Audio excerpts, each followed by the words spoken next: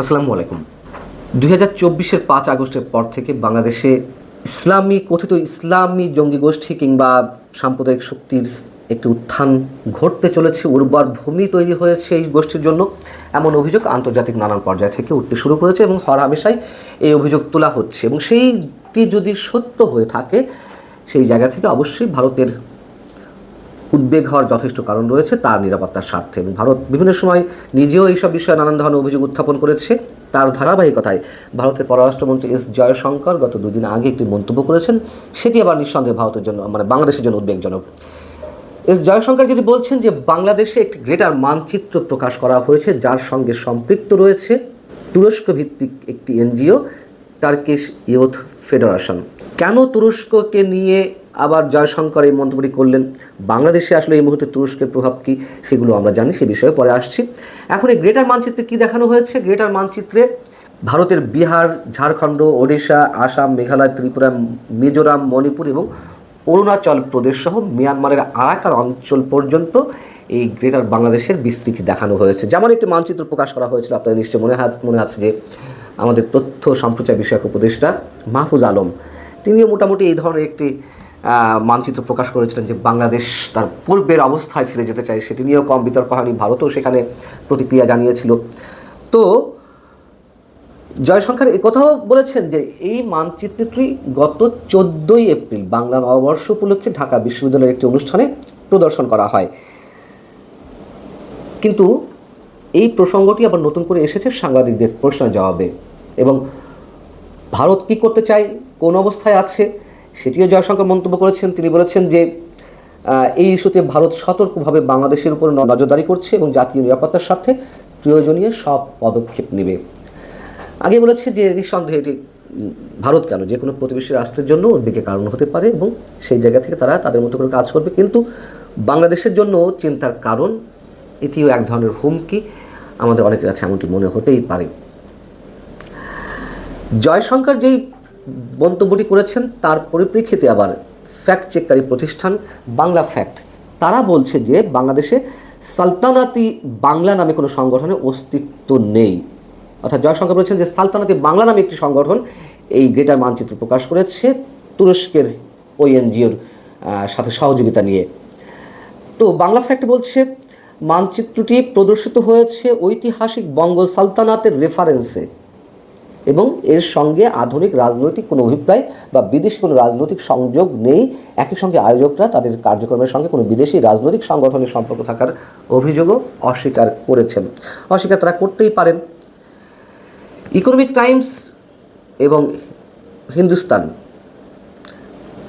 এই গণমাধ্যমগুলো যে দাবি করছে তা হচ্ছে শেখ হাসিনা সরকারের পতনের পর তুরস্ক বাংলাদেশে তাদের প্রভাব জোরদার করতে তৎপর হয়েছে। বিশেষ করে পাকিস্তানের সঙ্গে বাংলাদেশের সম্পর্ক পুনঃস্থাপনের প্রেক্ষাপটে এই তৎপরতা নতুন মাত্রা পেয়েছে। ভারতের গণমাধ্যম কি বলল কি না বলল সেটা যদি আমরা বিবেচনায় নাও নিই, কথাগুলো তো সত্য, এগুলো তো আমরা জানি। পাকিস্তানের সাথে যে উদার একটি সম্পর্ক বাংলাদেশে প্রতিষ্ঠিত হয়েছে 1971 সালের পরে এই প্রথমবারের মতন, এবং তুরস্কের রাজনীতির প্রভাবও যে বাংলাদেশে পড়ছে তাও নিশ্চয়ই আমরা এটি জানি। এবং তুরস্ক থেকে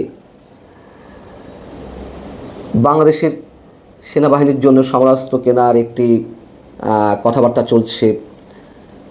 তুরস্ক সমর্থিত এনজিওগুলো বাংলাদেশে বর্তমানে সক্রিয় হয়ে উঠেছে, এগুলো সবই সত্য কথা। কিন্তু ভারত যে গ্রেটার মানচিত্র নিয়ে আপত্তি তুলছে এবং একই সঙ্গে তুরস্কের প্রসঙ্গে অতিমাত্রায় কেন উদ্বিগ্ন, কারণ হচ্ছে কদিন আগে ভারত এবং পাকিস্তানের মধ্যে যে সার্জিক্যাল স্ট্রাইক হয়ে গেল, দুই দেশের মধ্যে একটা প্রাথমিক যুদ্ধের মহড়ার মতো দেখলাম আমরা। সেক্ষেত্রে তুরস্ক কিন্তু সম্পূর্ণভাবে পাকিস্তানকে সাপোর্ট করেছিল। এবং বাংলাদেশের উপর তুরস্কের যে প্রভাব, নতুন যে রাজনৈতিক দল এনসিপি, জাতীয় নাগরিক পার্টি, তারা তাদের যে গঠনতন্ত্র প্রণয়ন করেছে, তারা সেক্ষেত্রে তুরস্কের যে ক্ষমতাসীন দল একে পার্টি যে প্রক্রিয়ায় দল পরিচালনা করে তার বেশ কিছু ভাবধারা এনসিপি নিয়েছে বা তাদের আদলে রাজনৈতিক দলটি গড়তে চায়, এ কথা তো আমরা তাদের মুখ থেকেই শুনেছি। যদি ছোট করে একটা রেফারেন্স দিই, এনসিপির এক সময়ের নেতা, আত্মপ্রকাশের আগেই এক নেতা পদত্যাগ করলেন, তিনি হচ্ছেন নাগরিক কমিটির যুগ্ম আহ্বায়ক ছিলেন আলী আহসান জুনায়েদ, তিনি আবার শিবিরের ঢাকা বিশ্ববিদ্যালয় শাখার সভাপতি ছিলেন। তিনি এনসিপি গঠনের শুরুর দিকেই যে মন্তব্য করেছিলেন সেটি হচ্ছে এরকম যে এই পার্টিগুলো অর্থাৎ তুরস্কের একে পার্টি সহ আরও বিভিন্ন পার্টি কীভাবে জনগণের কাছে গেল, জনগণের ভাষা বোঝার ক্ষেত্রে তারা কোন ধরনের ট্যাকটিক্স ফলো করেছে, তাদের গঠনতান্ত্রিক কাঠামোটা কেমন, এই জায়গাগুলো আমরা স্টাডি করছি এবং বোঝার চেষ্টা করছি। অর্থাৎ এটা একেবারে পরিষ্কার, আমরা জানি, আমি এটা নিয়ে আগে আলোচনা করেছি যে তুরস্কের একে পার্টির আদলে এনসিপি গঠন হতে যাচ্ছে বা আরও কয়েকটি দলের সম্ভবত ইন্দোনেশিয়ার কোনো কোনো দলের তারা ভাবধারাও খেয়াল করার চেষ্টা করছিল। তো বাংলাদেশ আবার তুরস্ক এবং সামরিক খাতে বাংলাদেশের অস্ত্র এবং সামরিক খাতের সহায়তা বাড়াতে যাচ্ছে তুরস্ক। এই জন্য তুরস্কের বাণিজ্য মন্ত্রী অধ্যাপক ডক্টর ওমর বোলাত বাংলাদেশ সফর করেছেন। এর বাইরে আরও অনেকে বাংলাদেশ সফর করেছেন, তুরস্কের হাই অফিসিয়ালদের মধ্যে অনেকে। তারা অস্ত্র বিক্রি করতে চায় সেই কথা তেমন জানিয়েছে। আবার বাংলাদেশের আগ্রহের বিষয়টি আমরা জানি। বিনিয়োগ উন্নয়ন কর্তৃপক্ষ বিডার নির্বাহী চেয়ারম্যান আশিক চৌধুরী তিনি তুরস্কে গেলেন, তুরস্কের যে ঐতিহ্যবাহী বা নাম করা অস্ত্র কারখানা সেটি প্রদর্শন করলেন, সেটি নিয়েও কথা বলেছি। বেশ আলোচনায় এসেছিল যে সেনাবাহিনীর কোনো প্রতিনিধি ছাড়া আশিক চৌধুরী কীভাবে অস্ত্র সরঞ্জাম দেখতে তুরস্কে যান। যাই হোক, এগুলো তো ঘটেছে, এগুলো আমরা সব কিছু জানি। এখন এস জয়শঙ্কর যেটি বলছেন যে তাদের জাতীয় নিরাপত্তা এবং ভৌগোলিক অখণ্ডতা রক্ষায় সবসময় ভারত দৃঢ় প্রতিশ্রুতিবদ্ধ এবং সেই জায়গা থেকে তারা বাংলাদেশের উপরে কড়া নজরদারি রাখছে। তাদের ভূমিকা কী হবে, তারা কী করতে চায়, এগুলো নিশ্চয়ই আলোচনায় আসতে পারে।